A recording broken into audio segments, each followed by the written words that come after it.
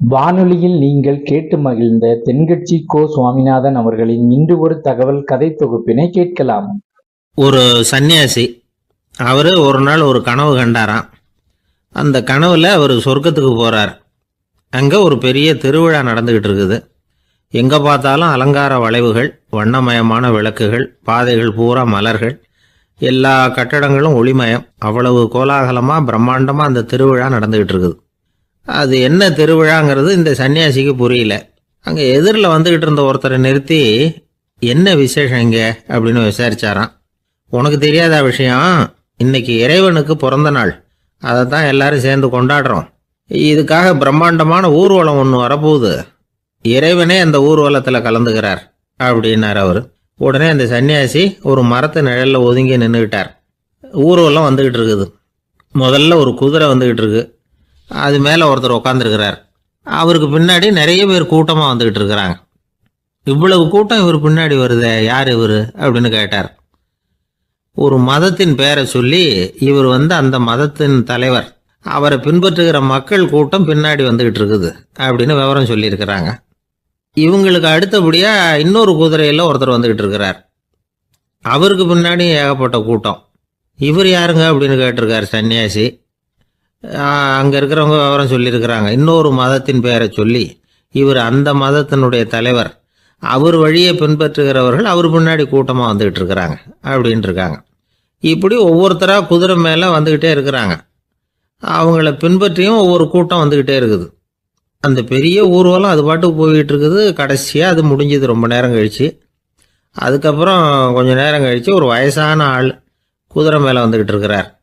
ஆனால் அவருக்கு பின்னாடி யாருமே இல்லை. அவர் பரிதாபமாக தனியாக வந்துக்கிட்டு இருக்கிறார். அவர் அந்த ஊர்வலத்தை சேர்ந்தவரா இல்லையாங்கிறதே தெரியல. இவர் யார், இவர் ஏன் இப்படி தனியாக வந்துக்கிட்டு இருக்கிறார் அப்படின்னு கேட்டிருக்கார் அந்த சன்னியாசி. என்னது இப்படி கேட்குறீங்க? இவர் தான் கடவுள். இவருக்காக தான் இன்னைக்கு இந்த ஊர்வலமே நடக்குது. இவருக்கு தான் இன்னைக்கு பிறந்த நாள். முன்னாடி போகிற ஊர்வலம் பூரா இவருடைய பிறந்த நாளை கொண்டாடுறதுக்காக தான் அப்படின்ட்டுருக்காங்க. இதை கேட்டதும் அந்த சன்னியாசிக்கு திடுக்குன்னு தூக்கி போட்டிருக்கு. இது வரைக்கும் கனவு கண்டுகிட்டு இருந்தவர் முடிச்சுக்கிட்டார். அதுக்கப்புறம் தான் யோசித்து பார்த்துருக்கார். உண்மைதான், மக்கள் எல்லாரும் பக்தி மார்க்கத்தில் போகிறதா நினச்சிக்கிட்டு பாதம் மாறி போயிட்டு இருக்கிறாங்க. கடவுளை பின்பற்றுவதாக நினைக்கிறாங்க பக்தர்கள். ஆனால் கடவுளுக்கு பின்னாடி யாருமே இல்லை. இன்னமும் இயல்பாக இதை பற்றி யோசித்து பார்த்தா, உண்மைக்கு பின்னாடி தான் நான் போய்கிட்டு இருக்கேன் அப்படின்னு நிறைய பேர் சொல்கிறாங்க. ஆனால் அந்த உண்மை அனாதையாக போய்கிட்டு இருக்குது. அப்படி ஆயிட்டுது உலகம். இந்த காலத்துலேயும் ஒரு ஊர்வலம், ஒரு பெரிய மனுஷருக்கு பிறந்த நாள் விழா. அவர் குதிரை மேலே ஏறி முன்னாடி போயிட்டு இருக்கிறார். அவருக்கு பின்னாடி ஒரு 100 பேர் தொண்டர்கள் அவங்க பாட்டுக்கு போகிறாங்க. எல்லாம் பணம் கொடுத்து ஏற்பாடு பண்ணவங்க. எல்லாம் பணம் வாங்கிட்டு பின்னாடி போயிட்டுருக்குறாங்க. கொஞ்சம் தூரம் நடந்ததும் கால் வலிக்க ஆரம்பிச்சுட்டுது. ஒவ்வொருத்தரும் அப்படியே ஒதுங்க ஆரம்பிச்சிட்டாங்க. அதான் முன்னாடியே பணம் கிடச்சிட்டுதே, இனிமேல் ஒதுங்கினா என்னன்னு ஒதுங்கிட்டாங்க. ஒரு கட்டத்தில் குதிரையில் போகிறவர் தற்செயலாக திரும்பி பார்க்குறாரு. பின்னாடி யாருமே இல்லை. எல்லோரும் ஓடி போயிட்டாங்க. ஒரே ஒரு ஆள் மட்டும் ரொம்ப விசுவாசமாக பின்னாடி நடந்து வந்துக்கிட்டு இருந்தான். ஏன்ப்பா நீ மட்டும் வந்துக்கிட்டு இருக்கிறியே, நீ வீட்டுக்கு போகலையான்னு கேட்டிருக்காரு அவர். நீங்கள் அந்த குதிரையையும் அதுக்குள்ளே வாடகை பணத்தையும் கொடுத்துட்டீங்கன்னா நானும் போயிடுவேன் அப்படின்னு நானும். இந்த ஆள் ஒரு ஊரில் ஒரு ஆள் இருந்தான். தையல் கடை வச்சுருந்தான். அவங்கிட்ட ஒருத்தன் ஒரு சட்டை துணி எடுத்து கொடுத்து தைக்க சொல்லியிருந்தான். வர்ற சனிக்கிழமை வா, வாங்கிட்டு போ அப்படின்னு அவன் சொல்லியிருந்தான். அதே மாதிரி இவன் வந்தான். அவன் தச்சு வச்சிருந்த சட்டையை கொடுத்தான். இவன் வாங்கி அங்கேயே போட்டு பார்த்தான். கை நீளம் ஒன்றுக்கு ஒன்று வித்தியாசமாக இருந்தது. வலது கை இடது பக்கத்தை விட நீளம் குறைச்சலாக இருந்தது. அவன் முணுமுணுக்க ஆரம்பிச்சுட்டான். என்ன இது இப்படி தைச்சுட்டியேன்னு. இதுக்கு அவன் சொன்னான், ஐயையோ இதுக்காகவா சங்கடப்படுறீங்க? வலது கையை மட்டும் கொஞ்சம் உள்ள இழுத்தாப்புல வச்சுக்கிட்டீங்கன்னா சரியா போகுது. மற்றபடி அந்த சட்டையில் உள்ள கலை அம்சத்தை கவனிங்க. எவ்வளோ அற்புதமாக தைச்சிருக்கேன் பாருங்க. ஒரு சின்ன குறைய இப்படிலாம் பொருட்படுத்த வேண்டியதில்லை. நான் சொன்னது மாதிரி கையை கொஞ்சம் உள்ள இழுத்தது மாதிரி வச்சுக்கிட்டு நடந்து போங்க, ஜோராக இருக்கும் அப்படின்னா. அவனும் யோசிச்சு பார்த்தான். சரியான யோசனையாக தான் தோணுச்சு.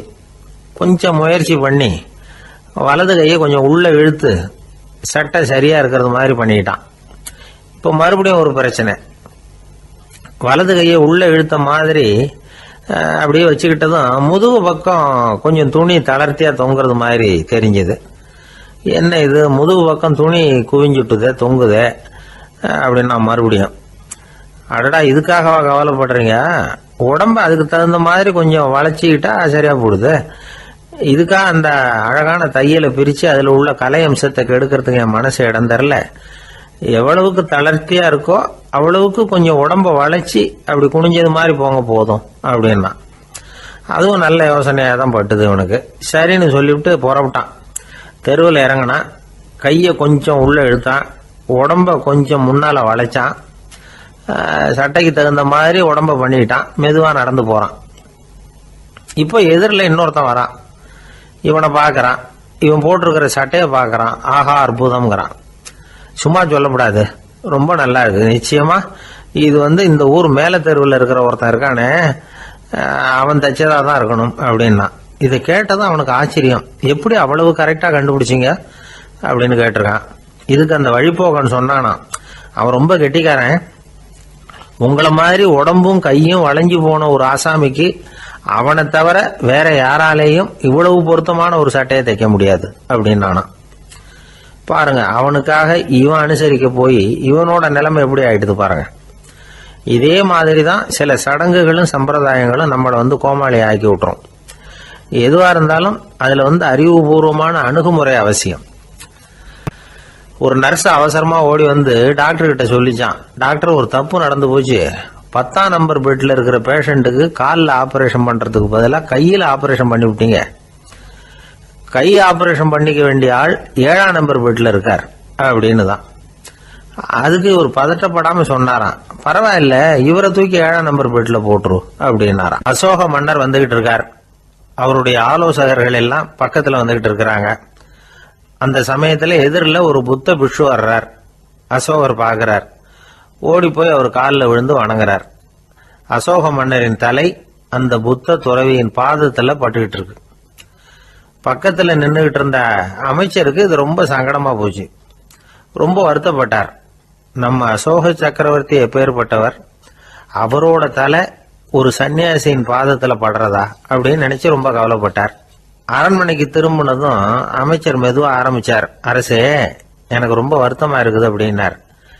எதுக்குன்னார் மன்னர், அசோக சக்கரவர்த்தியின் தலை, அதாவது அந்த சிரம் ரொம்ப மதிப்புமிக்க ஒன்று, அது ஒரு சன்னியாசியின் காலில் படலாமா அப்படின்னார். அசோகர் பதில் சொல்லல, சிரிச்சார், போயிட்டார். அதுக்கப்புறம் ஒரு சரியான சந்தர்ப்பத்துக்காக காத்துக்கிட்டு இருந்தார். ஒரு நாள் அமைச்சரை கூப்பிட்டார், எனக்கு 3 தலைகள் வேணும் அப்படின்னார். சொல்லுங்க கொண்டுகிட்டு வரேன் அப்படின்னார் அமைச்சர். அசோகர் சொன்னார், முதல்ல எனக்கு தேவையானது ஒரு ஆட்டின் தலை, 2வது ஒரு புலியின் தலை, 3வது ஒரு மனிதனின் தலை. இதுதான் அசோகர் கேட்டது. எங்க இருந்தாலும் கொண்டு வாங்கன்னார். அமைச்சர் புறப்பட்டார். ஆட்டுத்தலை புலித்தலை கிடைச்சிட்டுது. அப்புறமா ஒரு சுடுகாட்டுக்கு போய் ஒரு மனித தலையும் சேகரம் பண்ணிட்டு ராஜா கிட்ட வந்துட்டார். அரசே உங்கள் ஆணைப்படி 3 தலைகளையும் கொண்டு வந்திருக்கிறேன்னார். அசோகர் பார்த்தார், ரொம்ப நல்லது, இப்ப இது 3ஐயும் எடுத்துக்கிட்டு போய் சந்தையில வித்துட்டு வாங்க அப்படின்னார்.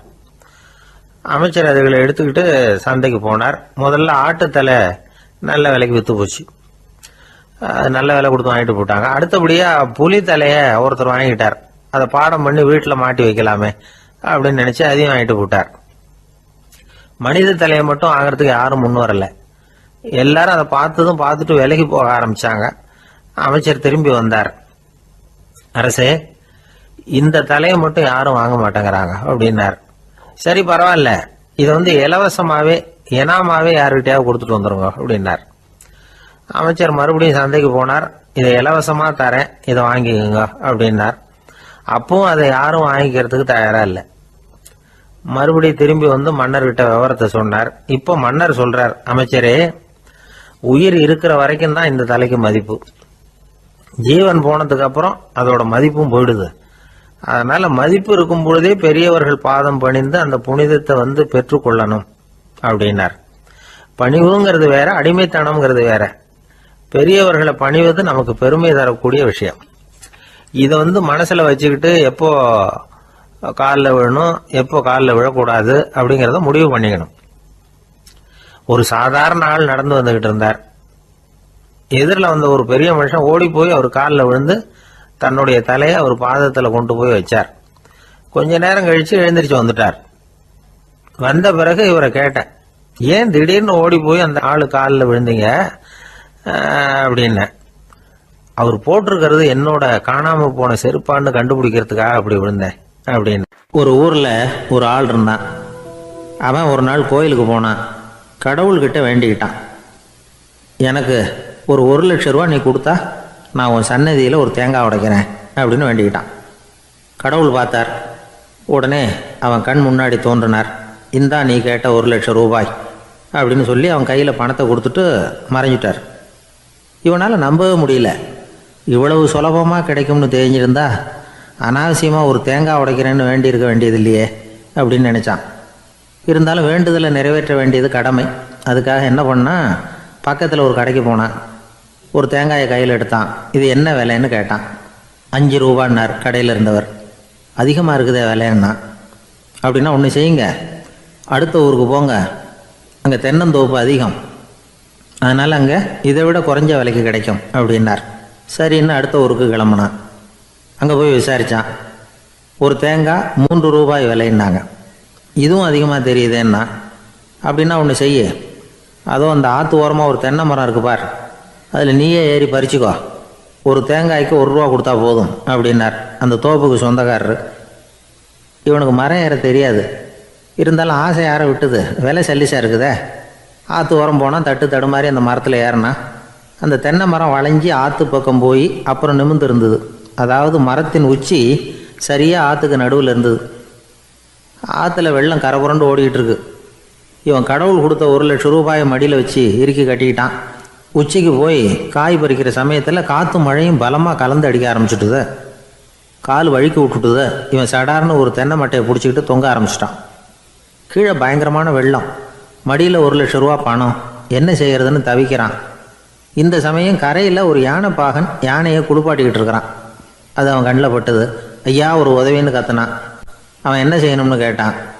உன் யானையை மெதுவாக இங்கே அழைச்சிட்டு வா, எனக்கு நேராக கீழே நிறுத்து, என் காலை பிடிச்சி மெதுவாக கீழே இறக்கி விட்டுரு, என் மடியில் இருக்கிற பணத்தில் உனக்கு 10,000 ரூபா தரேன் அப்படின்னா.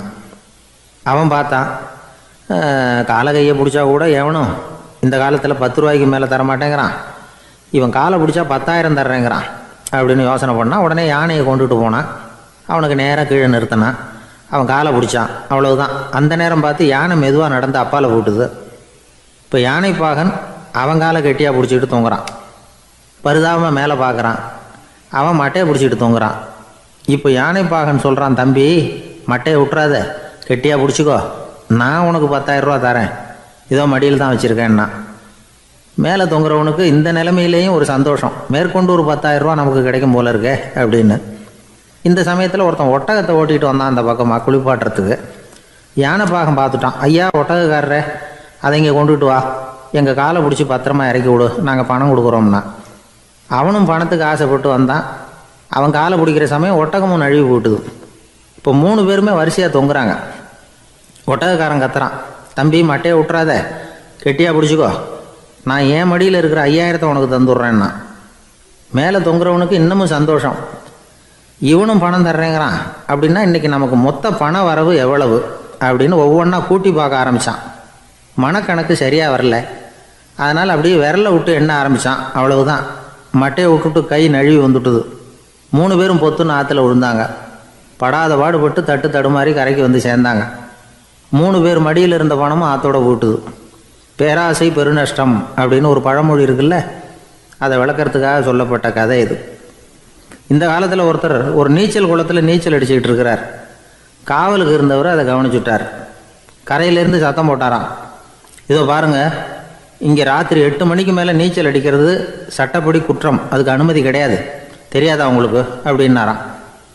இதுக்கு அவர், ஐயையோ நான் நீச்சல் அடிக்க வந்தவன் இல்லைங்க, சும்மா சுற்றி பார்க்க வந்தவன், தடுமாறி குளத்தில் விழுந்துட்டேன், நீச்சல் தெரியாது, அதனால் தத்தளிச்சுக்கிட்டு இருக்கிறேன் அப்படின்னு கத்துனாராம். கரையில் இருந்தவர் பார்த்தார். ஓ அப்படின்னா சரி, அதுக்கு ஒன்றும் தடை இல்லை அப்படின்னு சொல்லிவிட்டு அவர் பாட்டு நடந்து போயிட்டாராம். ஒரு ஊரில் ஒருத்தர் இருந்தார். ரொம்ப நல்லவர். யாருக்காவது ஏதாவது கொடுத்துக்கிட்டே இருப்பார். கொடையாளி. தினமும் யாராவது ஒருத்தருக்கு ஏதாவது கொடுக்கலன்னா அவருக்கு தூக்கம் வராது. அப்படி ஒரு பழக்கம். அது மட்டும் இல்லை, அவர் கொடுக்கறது அடுத்தவங்களுக்கு தெரியாது. அவ்வளவு ரகசியமாக அதை கொடுப்பார். வலது கை கொடுக்கறது இடது கைக்கு தெரியக்கூடாதுன்னு சொல்லுவாங்கள்ல, அது மாதிரி அவர். ஒரு நாள் ராத்திரி அவர் ஏற்கனவே தயாராக கட்டி வச்சிருந்த பணம் முடிச்ச கையில் எடுத்துக்கிட்டு வீட்டை விட்டு வெளியில் வந்தார்.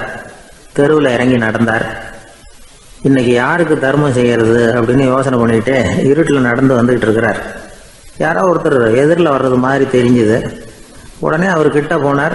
தன்கிட்ட இருந்த பணம் முடிச்சு அவசரமாக அவர் கையில் திணிச்சுட்டு திரும்பி வந்துட்டார். அப்பாடா, ஒரு வழியாக யாருக்கும் தெரியாமல் இன்னைக்கு தர்மம் பண்ணியாச்சு அப்படிங்கிற மகிழ்ச்சி, மன நிறைவு அவர் முகத்தில். நிம்மதியாக தூங்கினார். அப்புறம் எழுந்திரிச்சார். மறுநாள் காலையில் ஊர் பூரா ஒரே பேச்சு. என்ன பேச்சுன்னா, நேற்று ராத்திரி ஒரு திருடன் கையில் யாரோ பணத்தை கொடுத்துட்டு போயிருக்கிறாங்க அப்படின்னு எல்லாரும் பேசிக்கிட்டு இருக்கிறாங்க. இதை கேள்விப்பட்டதும் அந்த பெரியவருக்கு ரொம்ப வருத்தமாக போச்சு. அடடா, போயும் ஒரு திருடனுக்காக உதவி பண்ணியிருக்கிறோம், பிரயோஜனம் இல்லாமல் போட்டுதே அப்படின்னு நினச்சார். சரி, இன்னைக்கும் யாருக்காவது உதவி பண்ணணும் அப்படின்னு முடிவு பண்ணினார்.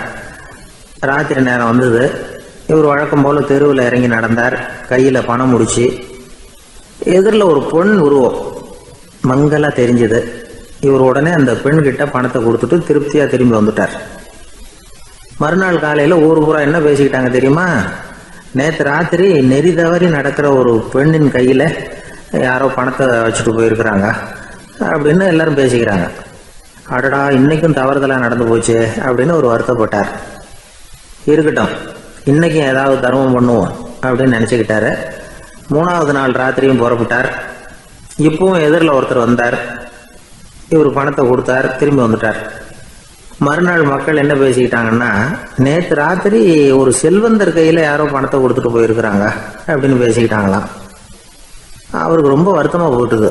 என்ன இது, தினம் இப்படி ஆகிட்டு இருக்குதே அப்படின்னு நினச்சிக்கிட்டே படுத்து தூங்கினார். அன்னைக்கு ராத்திரி ஒரு கனவு. அந்த கனவுல இறைவன் வந்து சொன்னாராம், இதை பாருப்பா, நீ கொடுத்த தர்மம் வீணா போயிடல. உன்கிட்ட பணம் வாங்கின அந்த திருடன் திருந்திட்டான், அந்த பொண்ணும் திருந்திட்டா, அந்த செல்வந்தனும் கொடையாளி ஆயிட்டான், எல்லாருக்கும் உதவி பண்ண ஆரம்பிச்சுட்டான் அப்படின்னு சொன்னாராம்.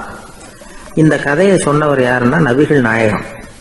இதில் உள்ள கருத்து என்னன்னா, நல்ல மனசோட தர்மம் பண்ணுனா அது வீணா போறதில்லை. இன்னொரு கருத்து, தர்மம் வந்து தன்னை மட்டுமல்ல அடுத்தவங்களையும் தீமையிலிருந்து காப்பாற்றும். இதுதான் நாம புரிஞ்சிக்க வேண்டியது. இந்த காலத்திலையும் இது மாதிரி சில சம்பவங்கள் நடக்கிறது உண்டு. ஒரு பெரியவர் இருட்டில் நடந்து வந்துகிட்டு இருந்தாரு. எதிரில் வந்த ஒருத்தன் வலுக்கட்டாயமாக ஒரு கையை பிடிச்சி ஒரு பண முடிப்பை கொடுத்து வச்சுக்க சொல்லிவிட்டு விலகி போயிட்டான். பெரியவருக்கு ஆச்சரியம், இந்த காலத்திலையும் இப்படி வலது கை கொடுக்கறது இடது கைக்கு தெரியக்கூடாதுன்னு நினைக்கிற கொடையாளிகள் உண்டு போல இருக்கு அப்படின்னு யோசனை பண்ணிக்கிட்டே நடந்தார். கொஞ்சம் தூரம் போயிருப்பாரு. அதுக்குள்ள அதே ஆள் திரும்பி வந்தான். கொடுத்த பண முடிப்பை திருப்பி கொடுங்க அப்படின்னு கேட்டு வாங்கிட்டான். இவருக்கு ஒன்றும் புரியல. ஏன் இப்படி பண்ணுறேன்னார். அது ஒன்றும் இல்லைங்க, கொஞ்ச நேரம் இதை உங்ககிட்ட கொடுத்து வச்சிருந்தேன், அவ்வளவுதான் அப்படின்னா. ஏன்னு கேட்டார். என்னை பின்னாடி போலீஸ் தேடிக்கிட்டு வந்துக்கிட்டு இருக்குது, அதுதான் அப்படி பண்ணேன், இப்போ போயிட்டுது, இனிமேல் ஒன்றும் பயம் இல்லை அப்படின்னு சொல்லிவிட்டு அவன் பாட்டுக்கு நடந்து போகிறான். ஒரு காட்டில் ஒரு நரி இருந்தது. ஒரு நாள் காலை நேரம் அது தன்னுடைய இருப்பிடத்திலிருந்து வெளியில் வந்தது. கொஞ்சம் தூரம் நடந்து வந்தது. அப்போ தான் அது தன்னோட நிழலை கவனித்து பார்த்தது. பார்த்தா அது ரொம்ப நீளமாக பெருசாக இருக்குது. காலை நேரத்தில் நிழல் அப்படி தானே இருக்கும். ஆனால் அந்த நரிக்கு அந்த விஷயம் தெரியல. தன்னுடைய நீண்ட பெரிய நிழலை பார்த்து ஆச்சரியப்பட்டது. ஆஹா, நாம் இவ்வளவு பெருசாக இருக்கிறோம் அப்படின்னா என்னுடைய காலை சாப்பாட்டுக்கு ஒரு யானை இல்லைன்னா ஒரு ஒட்டகம் கிடைச்சாதான் சரியாக இருக்கும் போல இருக்கு அப்படின்னு முடிவு பண்ணிக்கிட்டது. உடனே ஒரு யானை அல்லது ஒட்டகத்தை தேடி அலைஞ்சது, எங்கே கிடைக்கும்னு. கிடைக்கவே இல்லை. மத்தியானம் 12 மணி ஆயிட்டுது. பசியோடு அலையுது. இப்போ தன்னோட நிழலை பார்த்தது. அது மத்தியான நிழல் எப்படி இருக்கும், அது ரொம்பவும் குறுகி போய் தெரிஞ்சுது.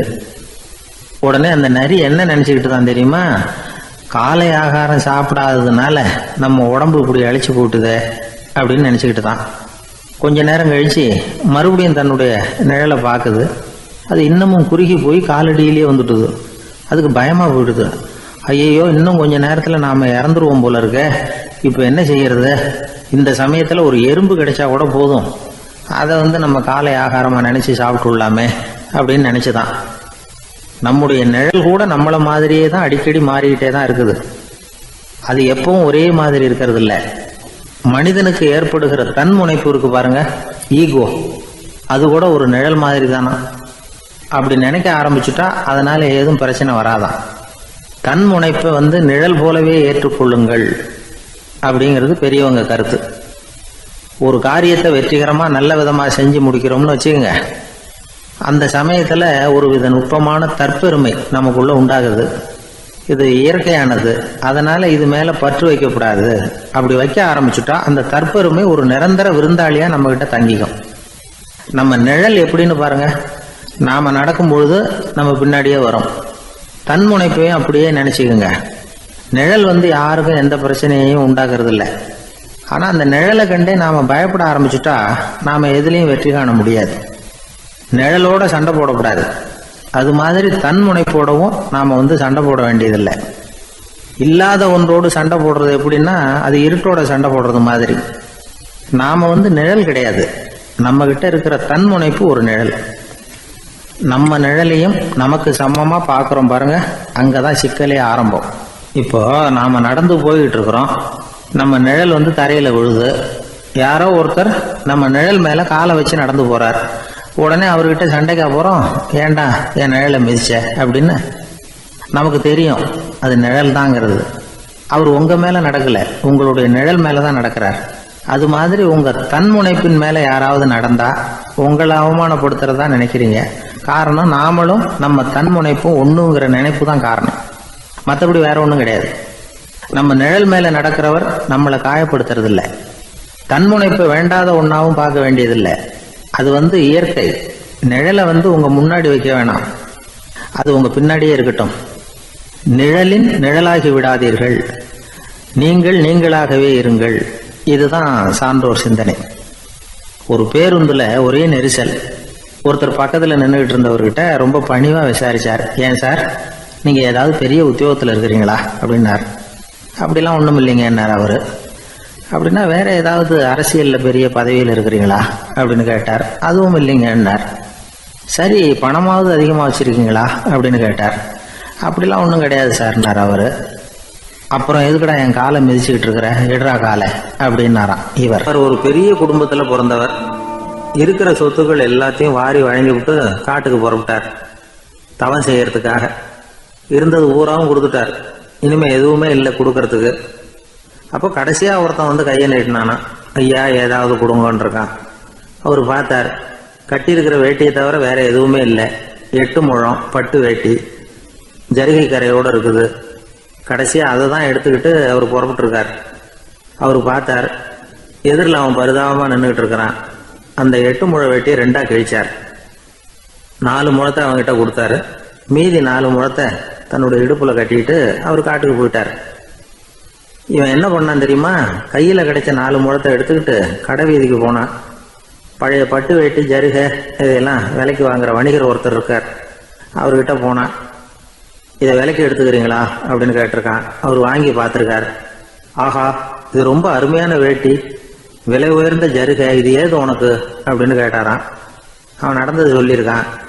அப்படின்னா ஒன்று செய்ய, இந்த வேட்டியோட இன்னொரு பாதியையும் மெதுவாக வாங்கிட்டு வந்துரு, உனக்கு நிறைய பணம் தர்றேன் அப்படின்னாரான் அந்த வணிகர். இவன் கொஞ்சம் யோசனை பண்ணி பார்த்தான். கொஞ்சம் இருங்க, வந்துடுறேன் அப்படின்னு சொல்லிவிட்டு நேராக காட்டுக்கு போனான். அவர் எங்கே இருக்காருன்னு தேடி கண்டுபிடிச்சான். அவர் ஒரு இடத்துல தவக்கோலத்தில் இருக்கிறார். கட்டியிருந்த இடவேட்டியும் அவர் அறியாமல் நழுவி கீழே விழுந்து கிடக்குது. இவனுக்கு ரொம்ப வசதியாக போச்சு. அவரை கேட்க வேண்டிய அவசியமே இல்லை. மெதுவாக சத்தம் போடாமல் அடி மேலே அடி வச்சு நெருங்கினான். அவர் கண்ணை மூடிக்கிட்டு அவர் பாட்டு நின்றுட்டு இருக்கிறார். இவன் மெதுவாக போய் கீழே கிடந்த அந்த துணியை எடுத்துக்கிட்டு சத்தம் போடாமல் திரும்பி நடந்தான். ஒரு 2-3 அடி எடுத்து வச்சிருப்பான். அப்படி ஓட ஆரம்பிக்கிற சமயத்தில் அவன் காலில் கீழே கிடந்த முள்ளு ஒன்று நறுக்குன்னு தைச்சு விட்டுது. வலி தாங்க முடியாமல் அம்மான்னு கத்திருக்கான். இந்த சத்தத்தினால கண்ணை மூடி நின்றுகிட்டு இருந்த அவரோட தவம் கலைஞ்சது. மெல்ல கண்ணை திறந்து பார்க்கிறார். தன் இடையில இருந்த வேட்டி அவன் கையில் இருக்கு. இப்போ அவர் நினைக்கிறார், என்ன நினைக்கிறாருன்னா, இந்த வேட்டி மீது நான் வைத்த ஆசை அல்லவா அவனை திருடனாக ஆக்கி விட்டது அப்படின்னு நினைச்சாராம். இந்த வேட்டி மேல நாம வச்ச ஆசை அவனை திருடும்படி ஆக்கி விட்டதே அப்படின்னு நினைச்சாராம். இது எப்பேற்பட்ட மனநிலை அப்படிங்கிறத கொஞ்சம் யோசனை பண்ணி பாருங்க. தான் ஒரு பொருள் மேல வச்ச பற்று இன்னொரு மனிதன் திருடனாக ஆகிறதுக்கு காரணம் ஆயிட்டுதேன்னு நினைக்கிறார். அப்படி நினைச்ச அந்த பெரியவர் யார் தெரியுமா? அவர் தான் மகாவீரர். இழந்துட்டேங்கிறிய, நீ என்னத்தை கொண்டுகிட்டு வந்த எங்க இழந்துடுறதுக்கு? நீ என்னத்தை உண்டாக்குன இது அழிஞ்சுட்டுதுன்னு சொல்றதுக்கு? இதுதான் அவருடைய சிந்தனை. இன்றைக்கு நம்ம சிந்தனையெல்லாம் வேற மாதிரி இருக்குது. ஒருத்தன் நடுத்தருவில் உட்காந்து அழுதுகிட்டு இருந்தான். அந்த வழியா வந்தவர் ஒருத்தர், ஏன்பா அழறேன்னு கேட்டாராம். 5 ரூபா சார், இந்த இடத்துல விழுந்துட்டுது, ரொம்ப நேரமா தேடுறேன், கிடைக்காது போல இருக்கு அப்படின்னு சொல்லிவிட்டு அழறான். எப்போ தொலைஞ்சதுன்னு கேட்டாராம் அவரு. அது எனக்கு தெரியாது சார், பணத்தை தொலைச்சவன் தேடி பார்த்துட்டு போயிட்டான், நான் அவனுக்கு பின்னாடி தேட வந்தவன் அப்படின்னு நானா. இவன் நம்மள மாதிரி ஒரு ஆசாமி, அவன் நம்மள மாதிரியே கற்பனை பண்ணான். அதாவது நாம தான் இந்த உலகத்துல ரொம்பவும் கஷ்டப்படுறோம், மற்றவங்க எல்லாம் சந்தோஷமா இருக்கிறாங்க அப்படின்னு அவன் நினைச்சுக்கிட்டான். அவன் ஒரு நாள் கடவுளை வேண்டிக்கிட்டானான், சுவாமி, இந்த உலகத்துல எவ்வளவோ பேர் இருக்கிறாங்க, ஒவ்வொருத்தருக்கும் ஒவ்வொரு விதமான கஷ்டம் இருக்கலாம், ஒத்துக்கிறேன். இருந்தாலும் எனக்கு அது கொஞ்சம் அதிகமா இருக்கிறது மாதிரி தெரியுது. அதனால நீங்க எனக்காக ஒரு சின்ன உதவி செஞ்சா போதும். அது வேற ஒண்ணும் இல்லை, என்கிட்ட இருக்கிற துயரங்களை இன்னொருத்தர் யாருக்கிட்டையாவது கொடுத்துருங்க, அவர்கிட்ட இருக்கிற துயரங்களை என்கிட்ட மாத்தி கொடுத்துருங்க. ஒரு மியூச்சுவல் டிரான்ஸ்பர், அவ்வளவுதான். அப்படி பண்ணிவிட்டா போதும் அப்படின்னு வேண்டிக்கிட்டானான். அன்னைக்கு ராத்திரியே அவன் ஒரு கனவு கண்டிருக்கான். வானத்திலிருந்து ஒரு குரல் கேட்டிருக்கு. அது என்ன சொல்லிச்சு தெரியுமா? ஏ ஜனங்களே, எல்லாரும் அவங்க கஷ்டங்களை ஒரு பையில போட்டு எடுத்துக்குங்க, அப்படி எடுத்துக்கிட்டு நேரா இந்த ஊர் எல்லையில இருக்கிற கோயிலுக்கு வந்து சேருங்க அப்படின்னு அந்த குரல். ஆஹா, கடவுள் நம்ம பிரார்த்தனைக்கு செவி சாய்ச்சுட்டார் அப்படின்னு சந்தோஷப்பட்டான் இவன். உடனே என்ன பண்ணா, தன்கிட்ட இருந்த கஷ்டத்தையெல்லாம் ஒரு சாக்கு பையில போட்டு எடுத்துக்கிட்டான். வீட்டை விட்டு வெளியில வந்தான். தெருவில் இறங்கி நடக்கிறான். அங்க பார்த்தா ஏகப்பட்ட பேர் ஆளுக்கு ஒரு பைய தூக்கிக்கிட்டு கோயிலுக்கு போயிட்டு இருக்கிறாங்க. சில பேர் மூட்டையா கட்டி தலையில சுமந்துக்கிட்டு போயிட்டு இருக்கிறாங்க. இவன் பார்த்தான். இவனுக்கு ரொம்ப ஆச்சரியமா இருந்தது. ஏன்னா எல்லாரும் வச்சிருக்கிற பைய இவன் பைய விட பெருசா இருந்தது. இவன் பை தான் இருக்கிறதுலே கொஞ்சம் சின்னதா தெரிஞ்சது. இப்ப அவன் மறுபடியும் சாமியை வேண்டிக்கிட்டான், கடவுளே, இப்ப உள்ள சூழ்நிலையை கவனிச்சா என்கிட்ட இருக்கிற பைய பரவாயில்லன்னு தோணுது, அதனால வேற பைய எதையும் மாத்த வேணாம், இதுவே பரவாயில்ல, இந்த பையோட திரும்பி வீட்டுக்கு போனா போதும்னு நினைக்கிறேன் அப்படின்னு ஏதோ நினைக்க ஆரம்பிச்சுட்டான் அவன். எல்லாரும் கோயிலுக்கு போய் சேர்ந்தாங்க. கோயில்ல அந்த குரல் மறுபடியும் கேட்டுது. எல்லாரும் அவங்கவுங்க பைகளை சோகத்துல தொங்க விடுங்க, திடீர்னு விளக்குகள் அணையும், மணி அடிக்கப்படும், அதுதான் அடையாளம். அந்த சமயத்துல இருட்டுல உங்களுக்கு வேண்டிய பைய நீங்க மாத்தி எடுத்துக்கலாம், தேர்ந்தெடுத்துக்கலாம். வெளிச்சம் இருக்கிறப்பவே உங்களுக்கு பிடிச்ச பைக்கு பக்கமா பார்த்து நீங்க நின்னுக்கலாம் அப்படின்னு சொல்லி விவரம் சொல்லிச்சான் அந்த குரல். அப்படி சொன்னதுக்கு அப்புறம் திடீர்னு விளக்கு அணைஞ்சுது, மணி அடிச்சுது. கொஞ்ச நேரம் கழிச்சு மறுபடியும் விளக்குகள்லாம் எரிஞ்சுது. இப்போ பார்த்தா எல்லாரும் அவங்கவுங்க பையையே கெட்டியா பிடிச்சிட்டு நிக்கிறாங்க. இவனும் அப்படியே நிக்கிறான். இவன் மெதுவா பக்கத்துல நிக்கிறவங்கிட்ட கேட்டானா, ஏன் நீங்க பைய கையிலேயே வச்சிருக்கிறீங்க, செவுத்துல மாட்டலையா அப்படின்னு கேட்டிருக்கான். இல்லப்பா, நீ ஏன் கையிலேயே வச்சிருக்கிறியோ அதே காரணத்துக்காக தான் நாங்களும் வச்சிருக்கிறோம். நம்ம கவலைகளை பத்தி நமக்கு ஓரளவுக்காவது தெரியும், ஆனா மற்றவங்க கவலைகள் நமக்கு பரிச்சயம் இல்லாதவை, பழக்கம் இல்லாதது. அதனால நமக்கு தெரிஞ்ச கவலைகளை சமாளிக்கிறது சுலபம். தெரியாததை சமாளிக்கணும்னா மறுபடியும் ஆரம்பத்தில இருந்து ஆரம்பிக்கணும். அதனால பழைய நண்பர்களோட வாழறது தான் மேல் அப்படின்னு ஆனான். அதுக்கப்புறம் அவன் தன்னோட பைய போதும்னு வீட்டுக்கு திரும்பி வந்துட்டானான். இது ஒரு பெரியவர் சொல்லி இருக்கிற கதை. அதனால நம்ம கிட்ட இருக்கிற கஷ்டங்கள் தான் பெருசு, அதை இன்னொருத்தங்கிட்ட கொடுத்துட்டு மாத்திக்கலாம் அப்படின்னு நினைக்கிறது தப்பு. இதே மாதிரி இன்னொரு சம்பவம். ஒரு ஊர்ல ஒரு நாள் ராத்திரி ஆகாயத்திலிருந்து கடவுள் குரல் கேட்குது. இந்த ஊர்ல இருக்கிற ஜனங்கள்லாம் கொஞ்சம் கவனிங்க, உங்களுக்கு ஒரு செய்தி. அதாவது இங்க இருக்கிற ஜனங்கள்லயே கொஞ்சம் கூட கவலையே இல்லாத ஆள் யாருன்னு எனக்கு தெரியணும். அதனால எல்லாரும் அவங்க கவலைகளை ஒரு பையில போட்டு எடுத்துக்கிட்டு கோயிலுக்கு வாங்க அப்படின்னாரு கடவுள். உடனே வரிசையா எல்லாரும் வர ஆரம்பிச்சாங்க. எல்லார் கையிலயும் பை இருந்தது, சின்னதும் பெருசுமா. கவலையே இல்லாத ஆள் யாருன்னு தேடினார் கடவுள். ஒரே ஒரு ஆள் மட்டும் கையில எதுவும் இல்லாம வெறும் கையை வீசிக்கிட்டு ரொம்ப ஜாலியா நடந்து வந்துகிட்டு இருந்தான். கடவுள் அவங்க கிட்ட போனார். ஏப்பா, உனக்கு கவலையே இல்லையா அப்படின்னு கேட்டார். எனக்கும் சில கவலைகள்லாம் உண்டு அப்படின்னு அவன். எங்க அதெல்லாம்னு கேட்டிருக்காரு கடவுள். பின்னாடி லாரியில வந்து